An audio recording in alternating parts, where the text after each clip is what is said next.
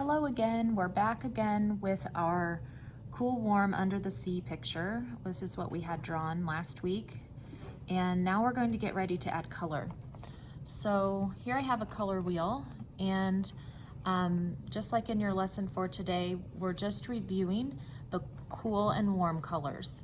So the cool colors make us think of ice and water and grass, purple, blue, and green on this side of the color wheel. And the warm colors remind us of things like fire and sunshine and things like that. So you can remember the warm colors by that. Red, orange, and yellow. Now there are other colors, of course, that mix in here, and if you have these other colors around your house, you can tie these in. I'm just using a basic set because I want to make sure this is doable by all students. So this is just a basic set and it will work just fine. But if you happen to have some of these other colors, like a mint green, that could go in with the greens here. You can add that into your green section. A blue green, you can add that into your cool colors. And then a pink, you can add that in with your reds in the warm section. So those are just a few that you could add in if you have other shades of the colors that are in the cool or warm group. So then what we're going to focus on is basically we're going to put warm colors on our fish, cool colors in the water, warm colors again in the sunset. We're going to leave the little bubbles white. So to pick out my warm colors to get started for my fish, I've got my orange, my yellow, and my red. And I'm just going to color each part of my fish. You can decide where you want the colors, but go around your shape first. Mrs. Scott sometimes calls this making a bumper, and then fill in the inside. So we're going to do that for each fish. Let me make my bumper here.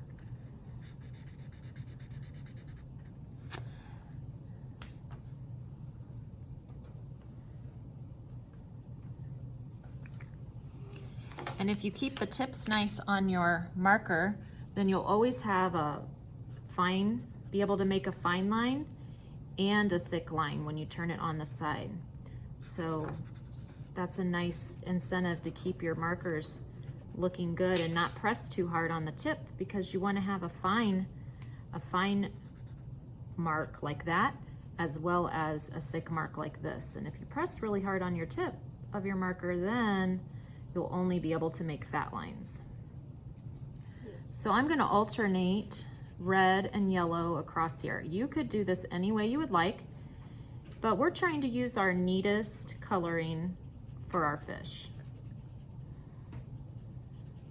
So we're really working to stay in the shapes, kind of outline them first and then fill in the middle. No white space should be showing in those shapes. Okay, and then my last color I think I'm going to add is yellow. Got some rolly markers here.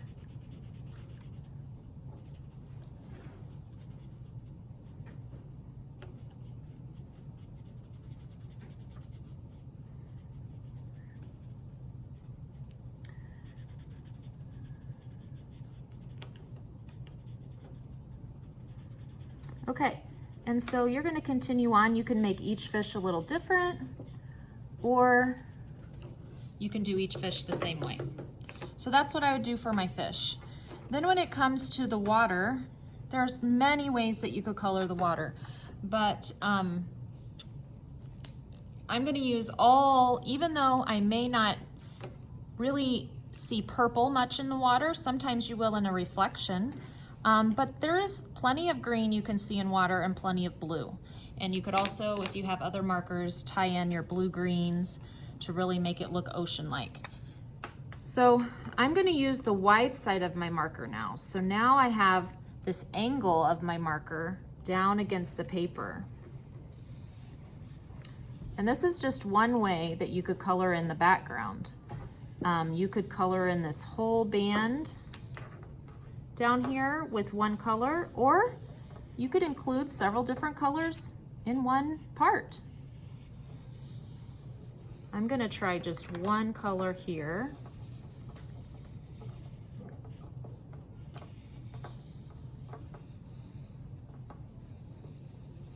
And I'm just carefully filling that in.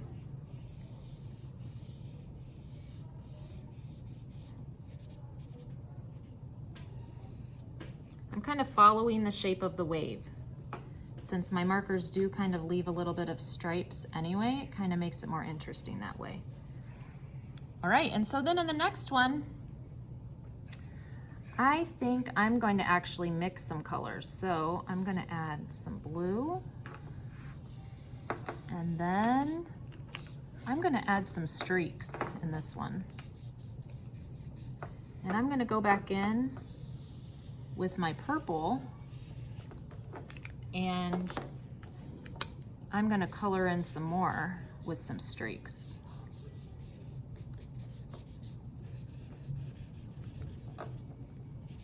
Now again, you don't have to do this streaky technique if you don't want to. You could just color them all the way in, but I am going to give you the option to add some water, paint some water onto your markers here in a minute, and you might like to see what happens when you put two colors that are kind of side by side. So only on my water now, I'm going to give you the option. You don't have to do this, but if you have a cup of water and a paintbrush, just on the water parts, you can brush over. See, I'm going to go around my fish, and I'm just going to brush over, and as the water sits on that, it will kind of mix my colors together and give it a watery, watercolor kind of blendy look. It doesn't show up as much at first, but as this water sits on those colors, it will blend more together. Okay, so that's my second section. Now this next one, I might include some,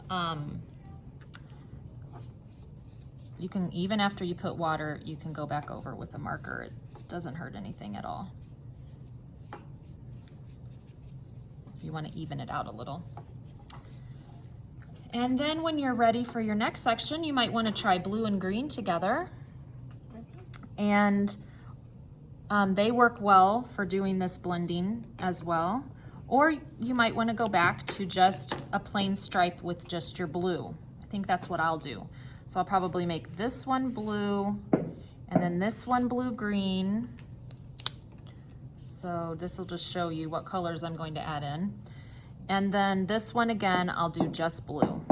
And I'll just see how that will look, okay? And then lastly, when you get to the top, you're going to think of how you would like to color in your sunshine, okay, with warm colors.